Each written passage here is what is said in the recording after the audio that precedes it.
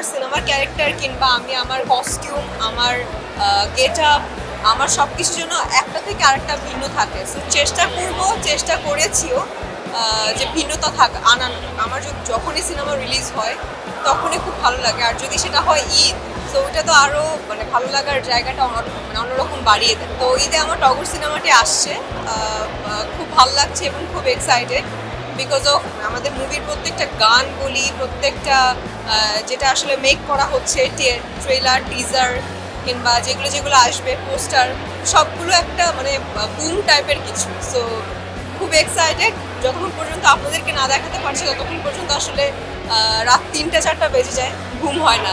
যখন আপনারা দেখবেন তখন আসলে মনে হয় শান্তি মতো একটু প্রপার ঘুম দিতে পারবো। এর আগে ব্ল্যাক ম্যানের জন্য ওয়েট গেইন করেছি, যথেষ্ট মুটিয়ে গিয়েছিলাম। এটা আসলে টগরের জন্যই। যখন যেই কাজগুলো করি সেটাতেই আসলে মগ্ন থাকে, আমি একটার মধ্যে আরেকটা কাজ নিতে পারি না এবং নিলেও আমার মাথায় ওটা ঢোকে না। সো আমি একটা কাজে ফোকাস থাকি। সো এখন যেহেতু টগর সিনেমা কেন্দ্রিক আছি, সো টগরের জন্যই এখন আসলে একটু ওয়েট লুজ করেছি। আমি যেটা পারি আমি সেটাই করি। আমি নাচতে পারি, আমি নাচ করি। আমি অভিনয়ে মোটামুটি একটু চেষ্টা করলে পারি, অভিনয় করি। কিংবা কথা বলতে দিলে একটু কথা বলতে পারি, ওটা করি। আমি ক্রিকেট খেলতে পারি না, সো আমি কেন ওখানে যাবো? যেটা পারি না সেটা কেন করবো? সো আমার কাছে মনে হয় যে যখন যেটা পারবো কিংবা প্রপারলি আপনাদেরকে দেখাতে পারবো, অডিয়েন্সদেরকে দেখাতে পারবো, সেটা আসলে করবো। আর যেটা না পারি সেটা করে আসলে ট্রোল হয়ে লাভ নেই।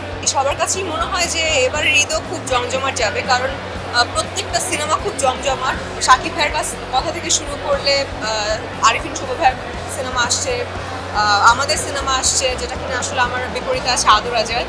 সো সব মুভিগুলোই আসলে জমজমাট। ঈদ মানেই জমজমাট, ঈদ মানেই জমজমাট।